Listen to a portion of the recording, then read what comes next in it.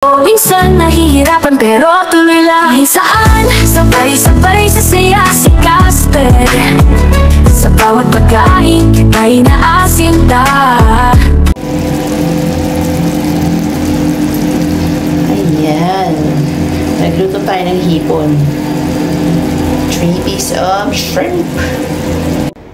Hello mga kakwan, please like and subscribe muna tayo sa ating YouTube channel and click the notification bell para kayo updated tayo mga video ni Casper. And si Casper is sleeping and my lunch is here. Ito na po ang hipon na aking naluto at isang inuming hindi sponsor. Ayan, may extra plate tayo para sa dirty daw. So ayan, kain na po tayo mga kakwan. Let's eat na po!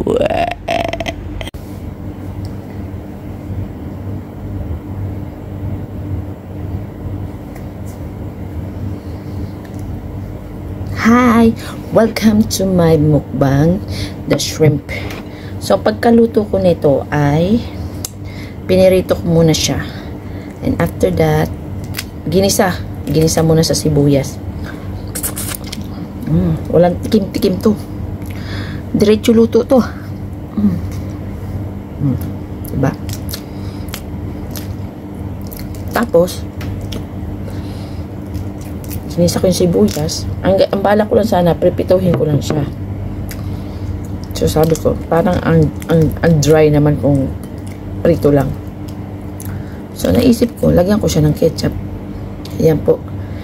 Di pa ako sumisip-sip ng ulo. Shout out sa mga, yan ang ating hipon. Yan po. Yan. So yummy.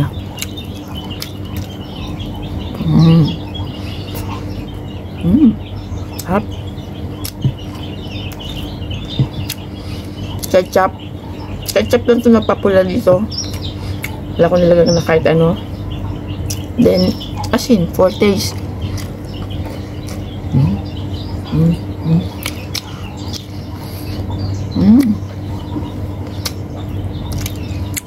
Perfect yung pagkaluto ko kasi.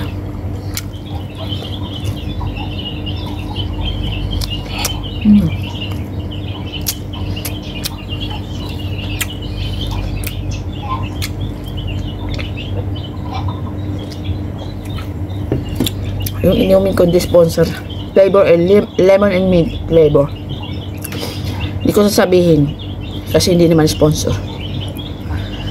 Huy, piling ka.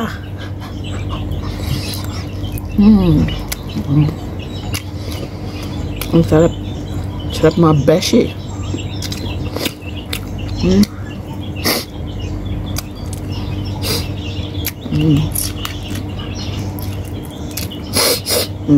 Disipon na ta.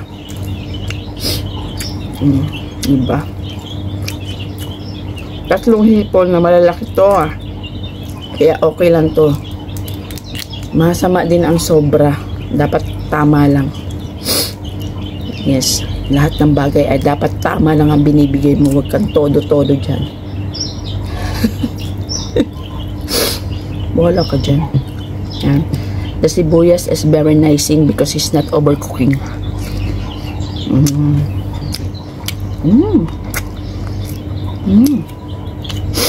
Malalaman mong tagang sa pagkaluto ng hipon.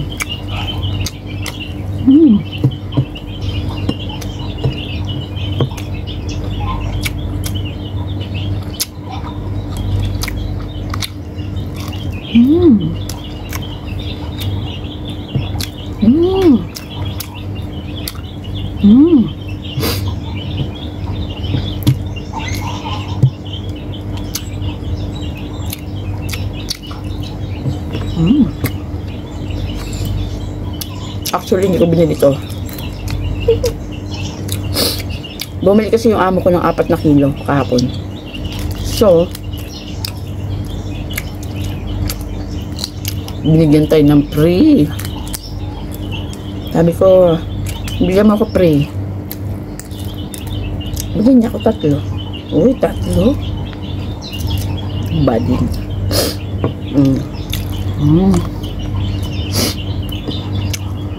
Huh?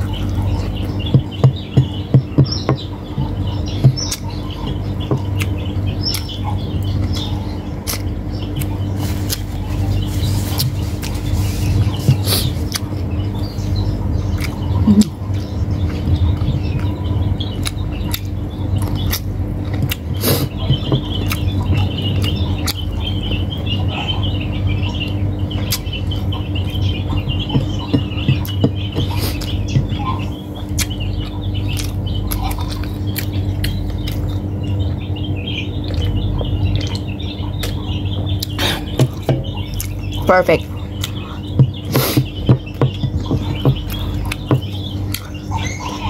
Mm-hmm.